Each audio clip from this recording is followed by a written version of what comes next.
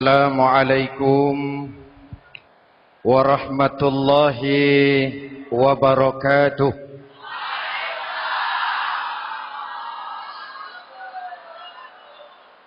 Alhamdulillahi rabbil alamin.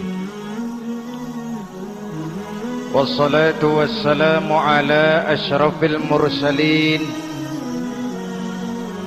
Sayyidina wa maulana Muhammadin wa ala alihi wa sahbihi ajma'in, amma ba'du. Saudara-saudara kaum muslimin yang berbahagia, hadirin, kesempatan malam ini saya ingin cerita akhirat saja. Sudah pernah ke akhirat belum? Mau? Kalau mau saya daftar, besok berangkat. Salah satu rukun iman yang 6, percaya kepada adanya akhirat. Satu saat alam ini akan hancur sehancur-hancurnya. Bumi, gempa, gunung meletus, air laut tumpah ke darat, planet-planet bertabrakan, halilintar menyambar, angin topan bertiup. Semua yang bernama hidup mati, itu kiamat. Lalu kita akan dibangkitkan di padang mahsyar, dibangkitkan dari kubur kita masing-masing. Dan subhanallah, pada saat bangkit dari kubur itu, keadaan muka kita ini menurut satu riwayat berubah menurut amalan kita masing-masing. Jangan heran nanti ada yang dibangkitkan dari kuburnya itu mukanya berubah jadi muka tikus. Hebat sekali, badannya badan manusia, tangannya tangan manusia, mukanya muka tikus. Sebab apa? Sebab waktu di dunia amalannya amalan tikus. Apa amalan tikus itu? Suka menggeragoti barang yang disimpan rapi-rapi.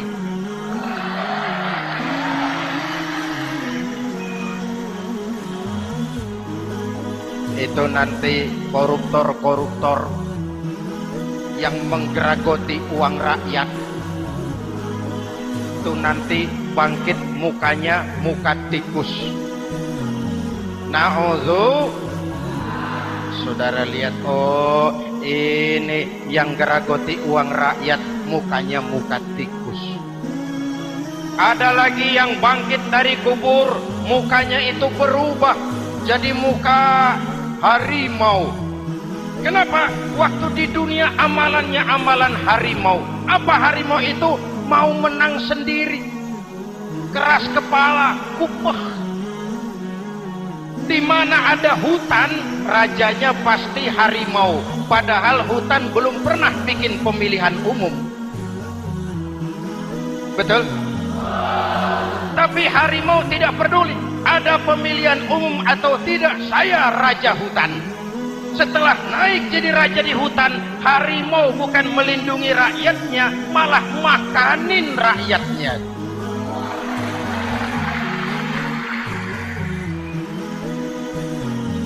Orang-orang yang mau benar sendiri. Ada lagi yang bangkit dari kubur, gagah, mukanya muka ketek. Sebab apa? Waktu di dunia amalannya amalan ketek. Apa ketek itu? Rakus, serakah, tamak. Coba, ketek itu kasih pisang, dimakan. Berikan lagi, pegang. Berikan lagi, kakinya yang megang. Temannya diberikan, masih dirampas juga. Ketek. Serakah, kalau mental ketek masih gentayangan di republik ini, maka pemerataan cuman akan jadi dongeng. Kaum muslimin yang berbahagia, pada saat itu di akhirat nanti Setiap orang sibuk dengan urusannya sendiri-sendiri. boleh jadi setiap kita lalu akan dimintakan pertanggungjawaban jawab.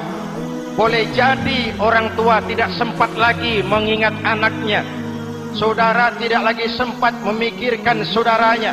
Tiap orang akan dimintakan pertanggungjawaban jawab. Dalam kondisi seperti itu, Rasulullah mengajarkan sab'atun yudhilluhumullahu yawma la dhilla illa zilluh. Ada 7 golongan manusia yang di akhirat nanti akan langsung mendapat perlindungan dari Allah Subhanahu wa taala. Orang lain sibuk, dia tenang. Orang lain resah dan gelisah, dia ayem. Kenapa? Mendapat perlindungan dari Allah. Sebab ketika di dunia ia memberikan perlindungan kepada orang banyak. Siapa mereka? Mudah-mudahan kita termasuk salah satu di dalamnya. Mencari perlindungan Allah lebih-lebih dalam situasi sekarang ini. Pertama, imamun adil. Yang akan mendapat perlindungan langsung dari Allah adalah pemimpin yang adil. Sebab apa? Pemimpin yang adil melindungi banyak rakyat, maka pantas di akhirat dilindungi oleh Allah Subhanahu. Kita ini kan zon politik kan. Kita ini makhluk yang tidak mungkin hidup sendiri-sendiri. Untuk melaksanakan hajat bersama, kita memerlukan pemimpin. Memilih pemimpin itu tidak sulit. Dalam fikih ketika sholat itu dijelaskan bagaimana cara memilih imam. Siapa yang diangkat jadi imam? Pertama, a'lamuhum. Orang yang paling alim di kampungmu siapa? Angkat jadi imam. Yang paling alim, paling menguasai persoalan sehingga bisa membawa bangsa keluar dari kesulitan. Pemimpin yang bisa menyelesaikan masalah, bukan yang menimbulkan masalah.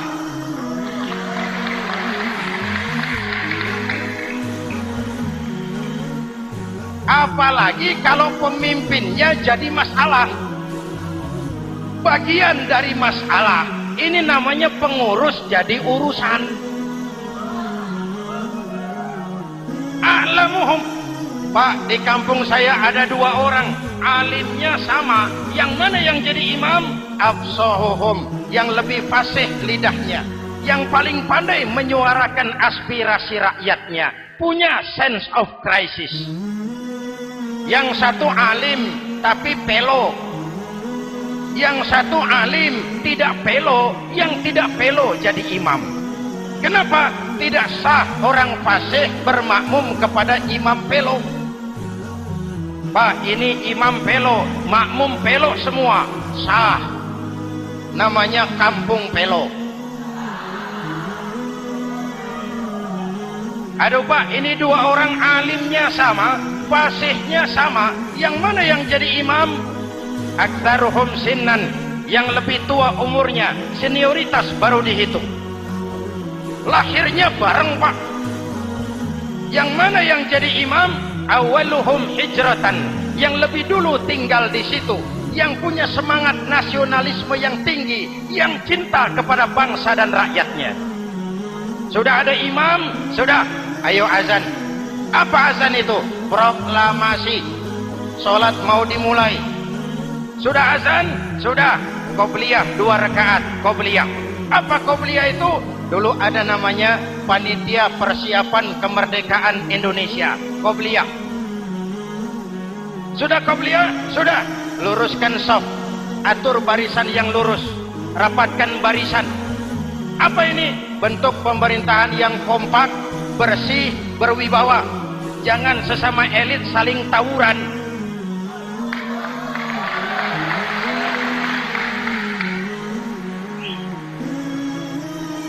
Luruskan shaf. Lalu shaf yang terdepan hendaknya diisi orang yang sedikit alim. Tidak perlu alim betul, sedikit alim. Maksudnya apa? Kalau imam keliru dia bisa tegur. Kalau imam salah dia bisa tegur. Kalau imam batal dia bisa gantikan. Ini wakil-wakil makmum. DPR, DPRD. wakil-wakil makmum. Sudah, ayo imam pimpin sholat. Sepakati dulu kita mau sholat apa, rakaatnya berapa, surah yang mau dibaca apa, pakai sujud tilawah apa tidak, supaya makmum tidak kaget-kagetan. Rakyat harus dikasih tahu pemimpinnya mau kemana, visinya apa, supaya makmum ikutnya ikhlas. Jelas? Hadirin yang saya hormati, kita memerlukan pemimpin yang adil, yang menaungi rakyatnya, sehingga dengan demikian nanti mereka akan dinaungi langsung oleh Allah Subhanahu. Mudah-mudahan Allah memberikan kepada kita rakyat dan bangsa Indonesia ini pemimpin yang adil. Saya yakin perjalanan waktu akan mengantarkan kita di mana orang-orang akan terbuka topengnya, sehingga akan jelas mana pembela rakyat, mana penyengsara rakyat.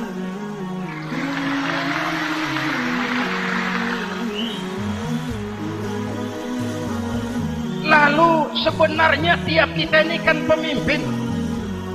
Pak Lurah pemimpin di kelurahannya, Pak Camat pemimpin di kecamatannya, kepala suami pemimpin di rumah tangganya, anak muda pemimpin bagi dirinya, dan setiap kita akan dimintakan pertanggungan jawab tentang apa yang kita pimpin. Marilah setiap kita berusaha menjadi pemimpin yang adil. Satu. Yang kedua, syab nasya'a fi ibadatillah, anak muda yang tekun beribadah kepada Allah. Amin. Remaja adalah masa depan kita semua. Akan bagaimana Republik Indonesia, bahkan akan bagaimana Islam di Republik Indonesia 20, 30, 40 tahun yang akan datang, anak-anak kita jawabannya. Jelas? Maka menghancurkan Islam tidak usah menyegel masjid, tidak usah menutup pesantren, tidak perlu melarang pengajian, cukup dengan meracuni remaja dan pemuda Islam, menjauhkan mereka dari agama dan ulama. Kalau mereka sudah jauh dari agama dan ulama, tinggal menunggu pergantian generasi.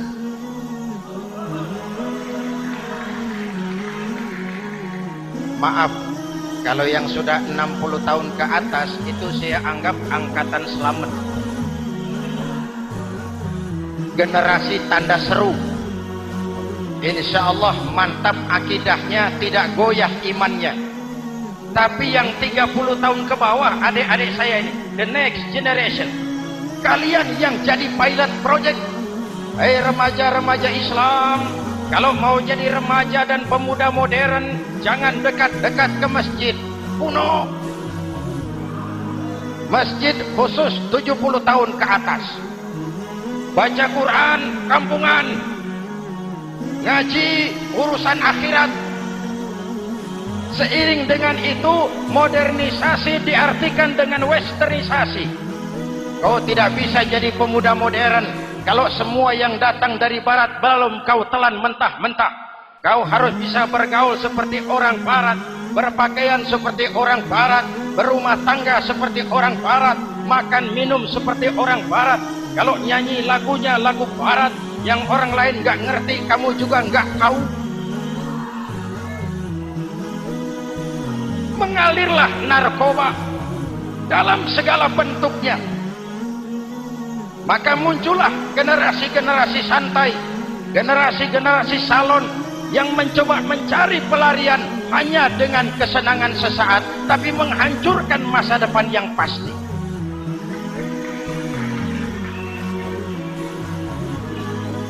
Maka mengalirlah free love, free sex, Samenleben, hidup bersama di luar nikah alias kumpul. Ya sama saja, kumpul kebo, kumpul embe itu sama.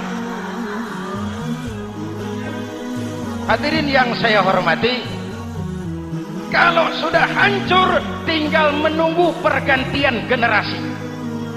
Oleh karena itu, adik-adik saya, para remaja, para pemuda, kalian harapan kami semua. Di pundak kalian Kami pertaruhkan hari depan bangsa dan negara ini. Hidup cuma putaran menunggu giliran. Ada saat datang, ada waktu pergi. Ada hari lahir, ada saat kembali. Ada hari dilantik, ada saat untuk menyerahkan jabatan. Hidup cuma sekadar menunggu giliran.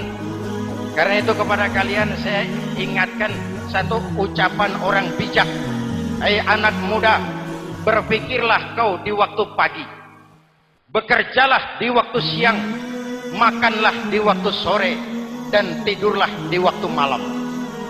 Berpikir di waktu pagi. Belajar mumpung masih muda. Bekerjalah di waktu siang. Amalkan ilmu itu setelah dewasa. Makanlah di waktu sore. Hari tua tinggal menikmati hasilnya. Tidurlah di waktu malam. Matilah dengan tenang. Kalau pagi kau tidak berpikir, nanti siang kau tidak akan bisa bekerja. Kalau siang tidak kerja, nanti sore mau makan apa? Kalau sore tidak makan, alamat malam nggak bisa tidur.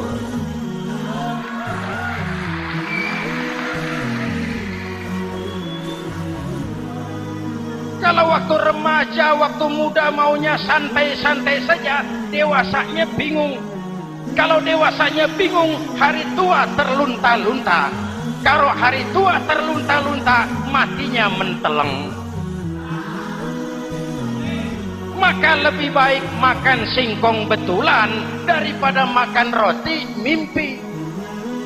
Ayo, makan singkong betulan, makan roti mimpi, lebih bagus mana? Lebih bagus makan roti betulan.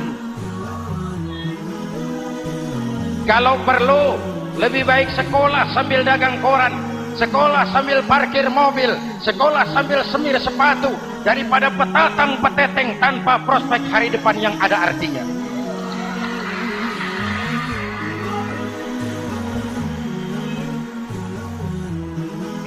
Inilah golongan kedua yang nanti akan langsung mendapat perlindungan dari Allah. Anak muda yang tekun ibadah. Kalau orang tua tekun ibadah, pantas. Orang tua rajin ibadah, tidak istimewa. Masya Allah Pak, itu orang tahajudnya hebat, wirid yasinnya mantap, puasanya luar biasa, zikirnya mantap. Umurnya berapa? 70. Wajar.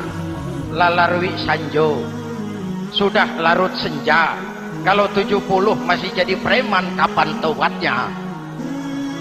Tapi kalau ada anak muda, darahnya masih mengalir dengan panas, keinginannya masih sejuta khayal, dia bisa salurkan di jalan Allah, itu amat disukai Allah, dan itu akan mendapat perlindungan langsung dari Allah Subhanahu. Hadirin kaum muslimin di seluruh tanah air yang saya cintai. Sekarang kita sampai kepada golongan ketiga yang nanti dinaungi Allah. Itu siapa? Rajulun qalbuhu mu'allaqun bil masajid. Seseorang yang hatinya selalu terpaut kepada masjid. Masjid memang tempat melaksanakan sholat, tapi lebih dari itu dia adalah pusat kegiatan umat. Umat Islam dengan masjid seperti ikan dengan air, tidak boleh berpisah. Sehingga ada hadis qudsi mengajarkan, inna buyuti fil ardil masajid wa inna zuwari fiha ummaruha. Rumahku di permukaan bumi adalah masjid. Orang-orang yang memakmurkan masjid adalah tamuku. Dari masjidlah terpancar semangat silaturahmi. Dan itu yang sangat kita perlukan sekarang. Di tengah-tengah kerentanan kita sebagai bangsa, masjid harus jadi lem perekat. Di sini siapapun yang datang mengucapkan assalamualaikum. Betul? Menebarkan salam, menebarkan rasa damai, bersalaman. Kata Nabi, ma min muslimaini yaltaqiyani fayatasafahani illa ghafarallahu dzunubahuma. Apabila dua orang Islam bertemu lalu bersalam-salaman, Allah akan menghapuskan dosa yang terjadi di antara kedua orang itu. Bangsa kita sedang rentan perpecahan. Benih-benih disintegrasi bertebaran di mana-mana. Maka mari kita kembali ke masjid untuk menyusun semangat kebersamaan, meluruskan saf, merapatkan barisan, dan menerjemahkannya di luar masjid.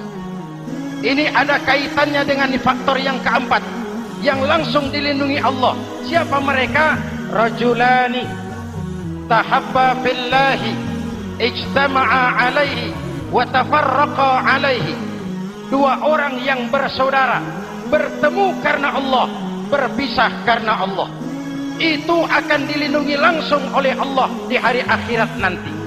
Dua orang bersaudara, bertemu karena Allah, berpisah pun juga karena Allah. Tadi dalam perjalanan ke sini saya melalui sebuah desa. Masih ada sisa-sisa tawuran antar desa. Saya tidak sebutkan desanya, itu rahasia perusahaan. Saya cuma prihatin siapa lawan siapa. Siapa yang kita bakar rumahnya, siapa yang kita sambiti dengan batu, siapa yang kita rugikan, padahal urusannya kadang-kadang sepele.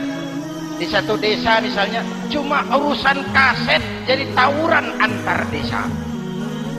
Ini kan hal yang sangat sepele, padahal Nabi mengajarkan dengan keras, kalau dua orang Islam saling bertengkar, al-qatil wal maktul finnar, yang membunuh dan yang dibunuh dua-duanya neraka. Sahabat bertanya, ya Rasul, kalau yang membunuh masuk neraka pantas, kenapa yang dibunuh neraka juga?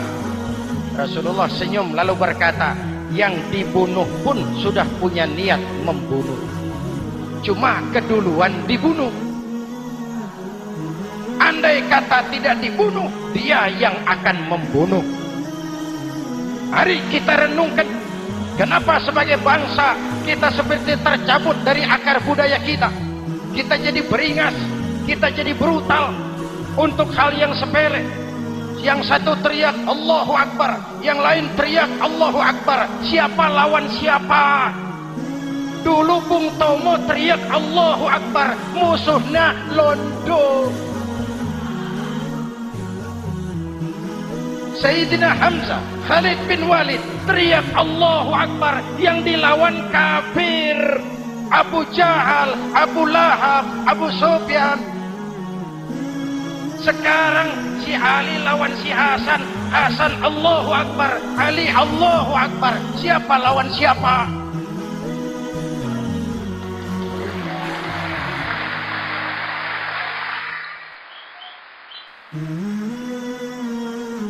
Kenapa kita jadi begitu mudah menggunakan nama Tuhan untuk melampiaskan ambisi pribadi? Kenapa Allahu Akbar yang begitu sakral kita lepas cuma untuk pelampiasan sebuah dendam? Dua orang yang bersaudara, bertemu karena Allah, berpisah karena Allah. Itu ukurannya. Kau di jalan Allah, kau saudaraku. Keluar dari jalan Allah, selesai persaudaraan sampai di sini.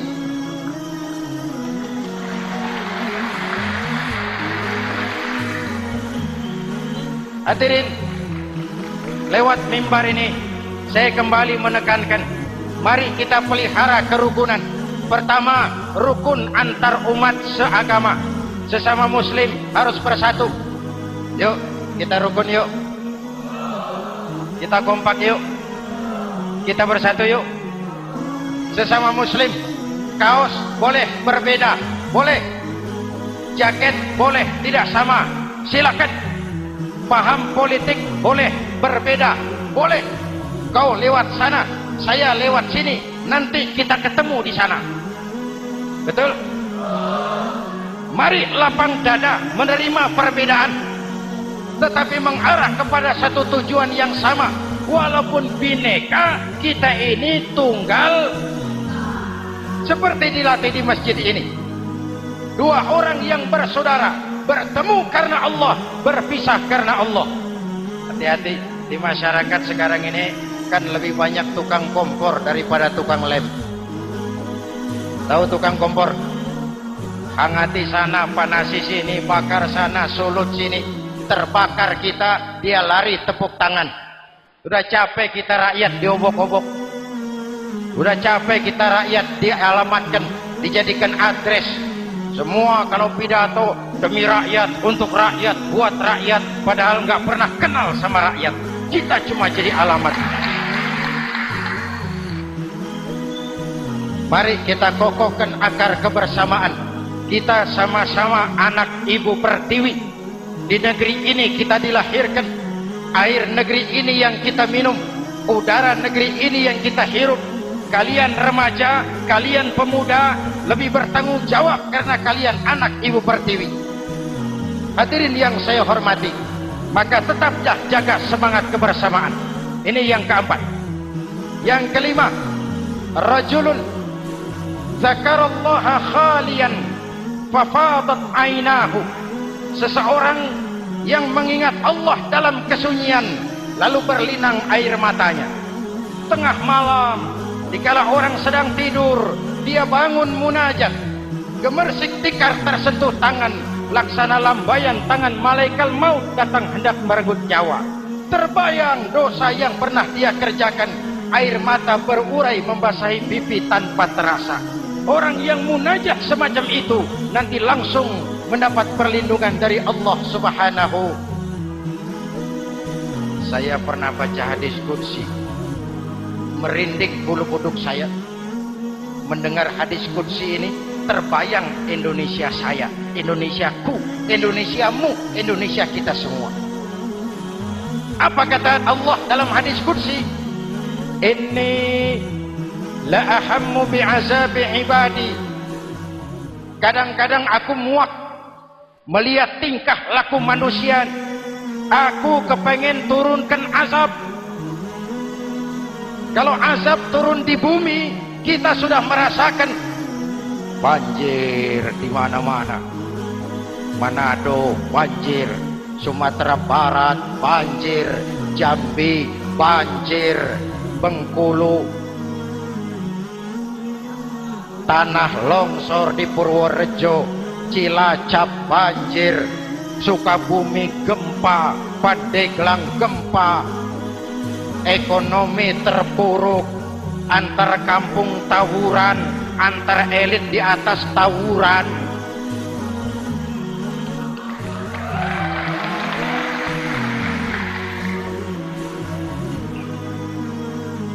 Hutang numpuk. 40% APBN kita ini sekarang cuma untuk bayar hutang. Itu pun dengan asumsi dolar 7.000, 9.000, artinya sekitar 50% APBN kita untuk bayar hutang. Untungnya sekarang ini yang agak menolong, harga minyak membaik di pasaran internasional. Hadirin yang saya hormati, ini lagi ngomong apa saya sih? Aku pengen turunkan azab, tetapi kata Allah, ketika aku melihat orang-orang tua yang sujud di keheningan malam, bayi-bayi tanpa dosa masih menyujud. Hadis qudsi mengajarkan, inna buyuti fil ardil masajid wa inna zuwari fiha ummaruha. Rumahku di permukaan bumi adalah masjid.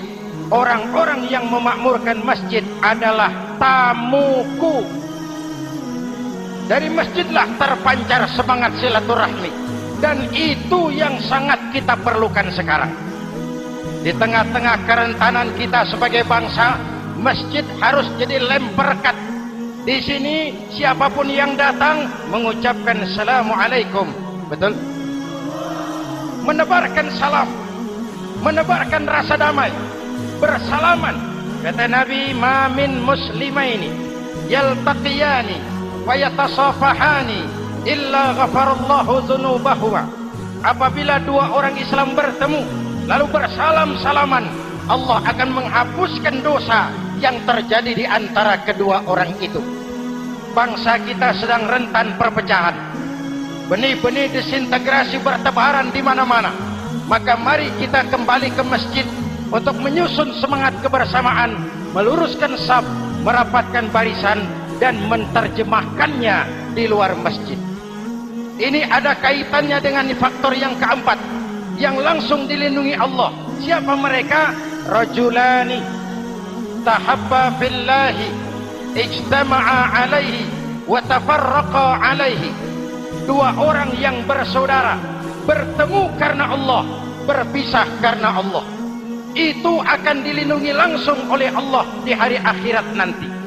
Dua orang bersaudara, bertemu karena Allah, berpisah pun juga karena Allah. Tadi dalam perjalanan ke sini saya melalui sebuah desa. Masih ada sisa-sisa tawuran antar desa. Saya tidak sebutkan desanya, itu rahasia perusahaan. Saya cuma prihatin siapa lawan siapa. Siapa yang kita bakar rumahnya, siapa yang kita sambiti dengan batu, siapa yang kita rugikan, padahal urusannya kadang-kadang sepele. Di satu desa misalnya cuma urusan kaset jadi tawuran antar desa. Ini kan hal yang sangat sepele, padahal Nabi mengajarkan dengan keras, kalau dua orang Islam saling bertengkar, al-qatil wal maktul finnar, yang membunuh dan yang dibunuh dua-duanya neraka. Sahabat bertanya, ya Rasul, kalau yang membunuh masuk neraka pantas, kenapa yang dibunuh neraka juga? Rasulullah senyum lalu berkata, yang dibunuh pun sudah punya niat membunuh, cuma keduluan dibunuh. Andai kata tidak dibunuh, dia yang akan membunuh. Mari kita renungkan, kenapa sebagai bangsa kita seperti tercabut dari akar budaya kita. Kita jadi beringas, kita jadi brutal untuk hal yang sepele. Yang satu teriak Allahu Akbar, yang lain teriak Allahu Akbar. Siapa lawan siapa? Dulu Bung Tomo teriak Allahu Akbar, musuhnya londo. Sayyidina Hamzah, Khalid bin Walid teriak Allahu Akbar, yang dilawan kafir. Abu Jahal, Abu Lahab, Abu Sufyan. Sekarang si Ali lawan si Hasan, Hasan Allahu Akbar, Ali Allahu Akbar. Siapa lawan siapa?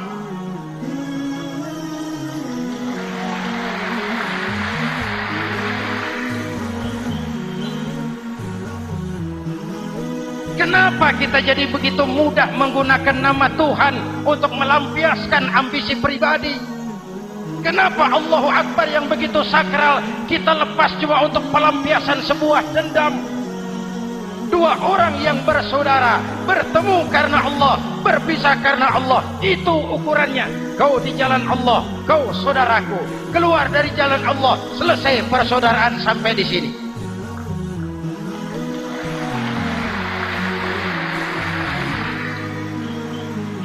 Hadirin, lewat mimbar ini saya kembali menekankan, mari kita pelihara kerukunan. Pertama, rukun antar umat seagama, sesama muslim harus bersatu. Yuk, kita rukun yuk. Kita kompak yuk. Kita bersatu yuk. Sesama muslim, kaos boleh berbeda, boleh. Jaket boleh tidak sama, silakan. Paham politik boleh berbeda, boleh. Kau lewat sana, saya lewat sini, nanti kita ketemu di sana. Betul? Mari lapang dada menerima perbedaan, tetapi mengarah kepada satu tujuan yang sama. Walaupun bineka, kita ini tunggal. Seperti dilatih di masjid ini. Dua orang yang bersaudara, bertemu karena Allah, berpisah karena Allah. Hati-hati. Di masyarakat sekarang ini kan lebih banyak tukang kompor daripada tukang lem. Tahu tukang kompor? Hangati sana, panasi sini, bakar sana, sulut sini. Terbakar kita, dia lari tepuk tangan. Sudah capek kita rakyat diobok-obok. Udah capek kita rakyat dialamatkan, dijadikan address. Semua kalau pidato demi rakyat, untuk rakyat, buat rakyat, padahal nggak pernah kenal sama rakyat. Kita cuma jadi alamat. Mari kita kokohkan akar kebersamaan. Kita sama-sama anak Ibu Pertiwi. Di negeri ini kita dilahirkan. Air negeri ini yang kita minum, udara negeri ini yang kita hirup. Kalian remaja, kalian pemuda lebih bertanggung jawab karena kalian anak Ibu Pertiwi. Hadirin yang saya hormati, maka tetaplah jaga semangat kebersamaan. Ini yang keempat. Yang kelima, rajulun zakarallaha khalian fafadat ainahu. Seseorang yang mengingat Allah dalam kesunyian lalu berlinang air matanya. Tengah malam, dikala orang sedang tidur, dia bangun munajat. Gemersik tikar tersentuh tangan, laksana lambaian tangan malaikat maut datang hendak merenggut nyawa. Terbayang dosa yang pernah dia kerjakan, air mata berurai membasahi pipi tanpa terasa. Orang yang munajat semacam itu nanti langsung mendapat perlindungan dari Allah Subhanahu. Saya pernah baca hadis qudsi, merinding bulu kuduk saya mendengar hadis qudsi ini. Terbayang Indonesia saya, Indonesiaku, Indonesiamu, Indonesia kita semua. Apa kata Allah dalam hadis qudsi? Inni la ahammu bi'azabi ibadi. Kadang-kadang aku muak melihat tingkah laku manusia. Aku kepengen turunkan azab. Kalau azab turun di bumi, kita sudah merasakan banjir di mana-mana. Manado banjir, Sumatera Barat banjir, Jambi banjir, Bengkulu, tanah longsor di Purworejo, Cilacap banjir, Sukabumi gempa, Pandeglang gempa, ekonomi terpuruk, antar kampung tawuran, antar elit di atas tawuran.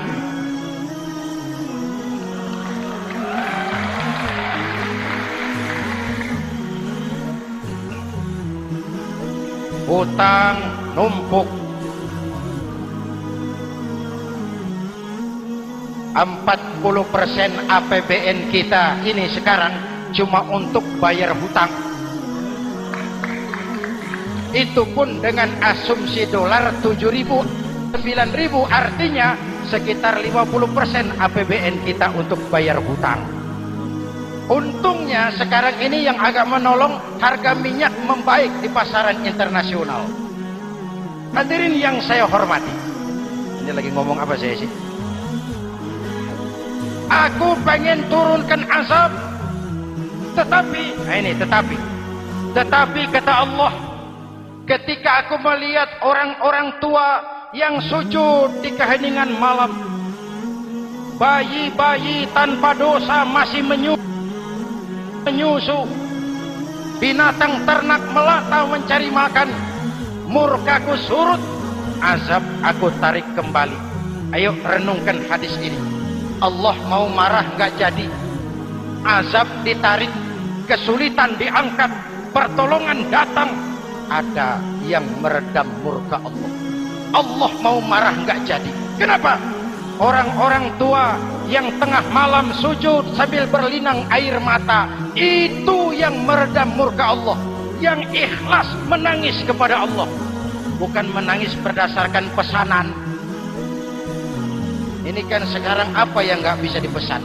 Istighosah pesanan, demo pesanan, 10.000 berangkat. Ngerti apa enggak urusan soal lain.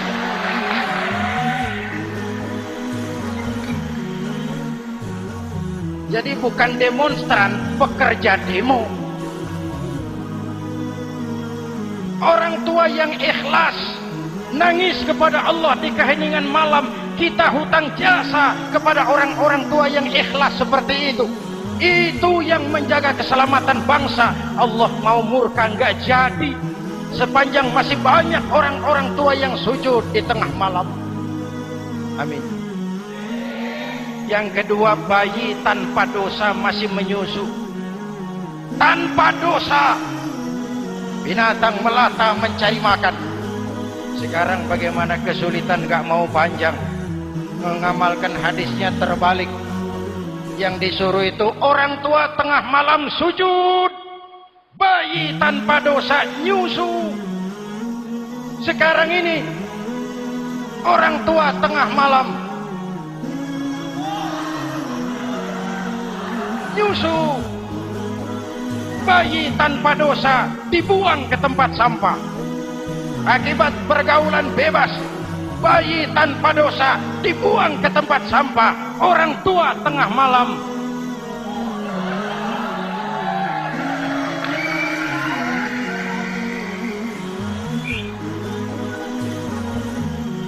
Hadirin yang keenam, rajulun da'athum ra'atun zatu mansibin wa jamalin ila nafsiha faqala inni akhafu Allah rabbal alamin. Orang yang bermoral dibujuk rayu oleh perempuan cantik, lalu dia berkata, maaf, saya takut kepada Allah. Orang bermoral yang merasakan kehadiran Allah dekat dalam hidup. Umpama waktu puasa, saudara sholat zuhur, sebelum sholat saudara berwudu, ketika berkemur saudara korupsi, sedikit airnya saudara minum. Jangankan polisi, teman wudu sebelah pun tidak tahu kalau waktu berkemur saudara korupsi. Kenapa kita tidak mau melakukan? Ada rasa malu kepada Allah. Ini yang perlu kita tumbuh kembangkan, rasa malu kepada Allah subhanahu wa ta'ala. Yang ketujuh, rajulun tasaddaqa bi sadaqatin fa akhfaha. Orang yang bersedekah lalu disembunyikan sehingga tangan kiri tidak tahu apa yang diberikan oleh tangan kanan. Orang yang punya kepedulian tinggi tetapi ikhlas menolong yatim, membantu sesama dalam rangka menegakkan masyarakat yang adil dan makmur. Mari kita mohon kepada Allah, semoga kita semua senantiasa dalam perlindungannya di dunia ini dan lebih-lebih di akhirat nanti. Al-Fatihah. Siratal ladzina an'amta 'alaihim ghairil maghdubi 'alaihim waladdallin. Amin. Bismillahirrahmanirrahim. Alhamdulillahirabbil alamin. Allahumma shalli ala Muhammad wa ala alihi wa sahbihi ajma'in. Rabbana taqabbal minna salatana wa siyamana wa qiyamana wa takhashu'ana wa ta'abbudana wa tammim taksirana ya arhamar rahimin. Allahumma ja'alna minas su'ada'il maqbulin wa la taj'alna minal ashqiya'il mardudin. Rabbana zalamna anfusana wa illam taghfir lana wa tarhamna lanakunanna minal khasirin. Afdalu ma qultuhu ana wan nabiyyuna min qabli la ilaha illallah.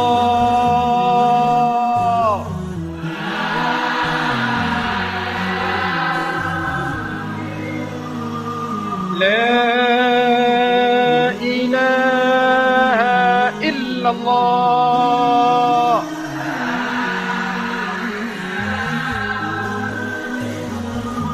Muhammadur Rasulullah.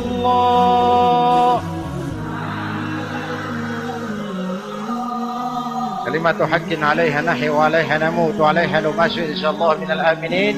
Wa akhiru da'wana alhamdulillahi rabbil alamin. Assalamualaikum warahmatullahi wabarakatuh. Ya Sayyid